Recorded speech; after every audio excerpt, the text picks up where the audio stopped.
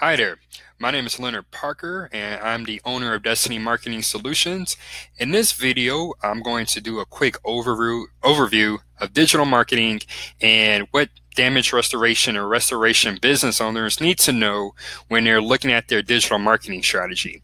So it's really meant for maybe you're a new business and you're really trying to get things rolling, get more calls, get more leads coming in, or maybe you've had a website for the last 10 or 20 years, but you're not getting the results that you're hoping for, or maybe you just need a refresh and kind of go back to the drawing board and figure out how to get things to work better for you. If you fall into any of those buckets, this video is for you.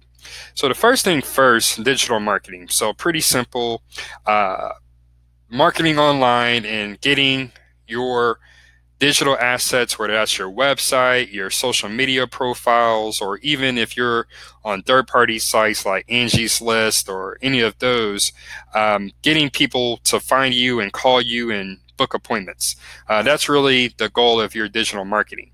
Now, under digital marketing, there are several things that you need to be aware of. So, of course, the first thing is your website.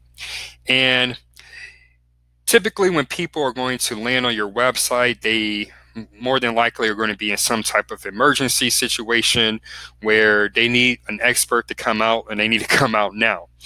And with that said, you don't have to go out and get the extravagant website that, maybe, people in other industries do, but you do need to make sure that it's professional. So just as in person where you show up on a job, you want you and your crew to have a professional appearance. Same thing with your website. You want to make sure that your phone number is clearly visible. If you do accept emails, make sure that it's easy to find for that prospect, how to fill in that information, and you need to just look at how you can showcase your expertise on your website. So one of the big things is testimonials. So go out, get testimonials from your past customers, your past clients, your past jobs. Get pictures of your past jobs, and if you don't have any pictures, start taking them right away. A good before and after always works when people are looking at your website, and you pretty much want to use your website as an introduction on who you or your company, who you are, what you do, and why they should choose you and why they should choose you now, today. Um, so if you can answer those questions with the combination of content, good placement for your contact info, and some good testimonials, you're on the right track with your website.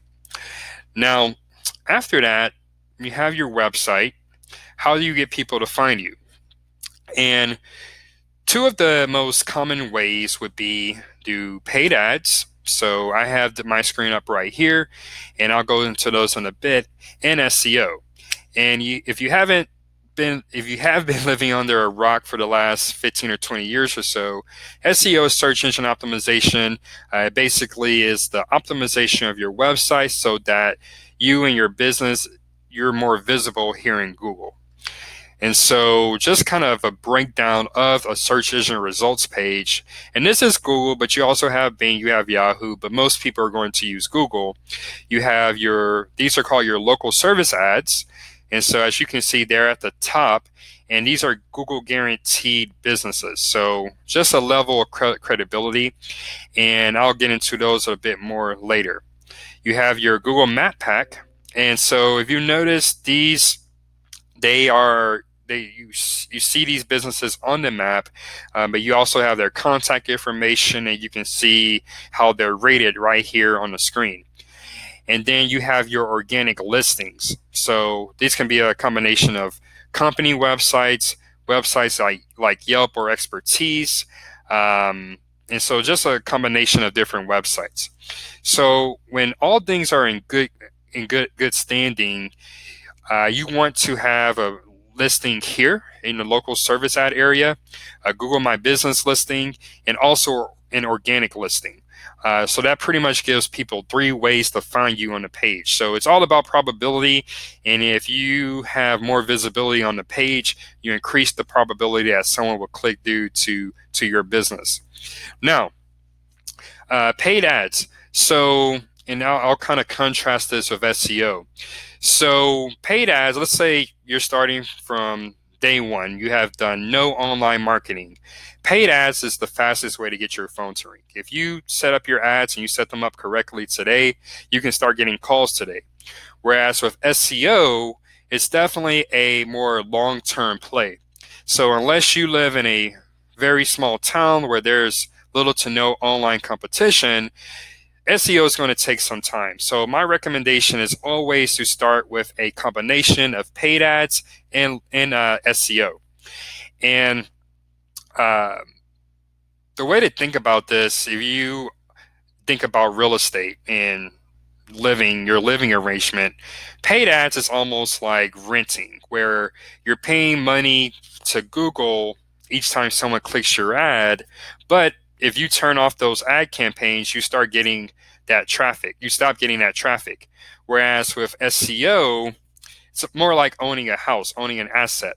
So it might take some time for you to boost your visibility, but once you're on page one and you're at the top of page one, you own that traffic. So, and assuming that you're doing everything ethically with your SEO, it's going to be very difficult for someone to come and supplant you for your number one spot.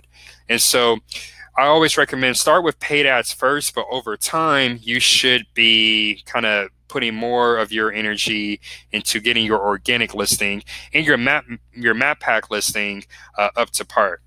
And the map pack, it's its own separate animal. I will go over this on a separate video, a different video, but that's kind of how you should look at SEO and PPC. Now, so someone finds you, you have a good visibility. So what should you include on your website? Well, you definitely want to include content. So content can be very informational. So maybe, someone they suspect the problem, but they really need some more research, more information on to confirm that it's an actual problem before they call someone. That's where your blog comes into play. A blog is a great way to talk about different topics that homeowners or business owners may be facing that they might not know. It's not their area of expertise, but after reading your content, they'll know. And really the goal is with your content, you want people to call you or contact you for more information so that can be a potential job for your business. So content is always a great way to showcase your expertise. Another area of digital marketing that you should consider is email marketing. And you might wonder, okay, if someone they're in an emergency situation, why does email marketing matter? Well, think about this.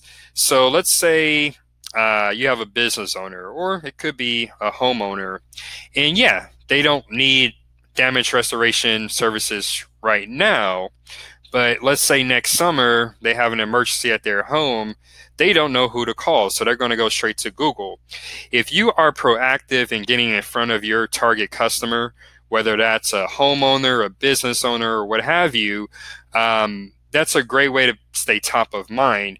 And once they actually have a need for your services or one of their loved ones have a need for your services, they are going to remember you. And that's really where email marketing and even going offline, if you want to do a mail campaign where you're mailing postcards, that's a great way to stay proactive and be top of mind when someone needs your services. Now, what do you include in your emails? Well, of course, you want to include a mix of content that's related to your services, but you don't want to jam it down their throat. So you think about, what are some other things people in your area might need to know about? So we're coming up on the holidays now. So think about, in your city, what are some cool events, holiday events for families, or, parents can take their children to, or even if it's just mom and dad, what are some romantic things they can do for the holiday? And that's a great email to send to people is not super obtrusive and is actually very helpful. You're ingratiating yourself with the community. And there are a number of different ways you can grab email addresses for the local area, or even if your target is commercial, local businesses. But I always recommend email. It's a great way to be proactive before someone actually needs your services. So that pretty much brings me to the end of this video. If you haven't already, make sure to subscribe. I'm going to be putting out videos where I'm going to go over different digital marketing tactics in more detail. And I'm also including a link to the article on our website so you can read about each of these different areas in more detail as well. So thanks for watching, and see you in the next video. Take care.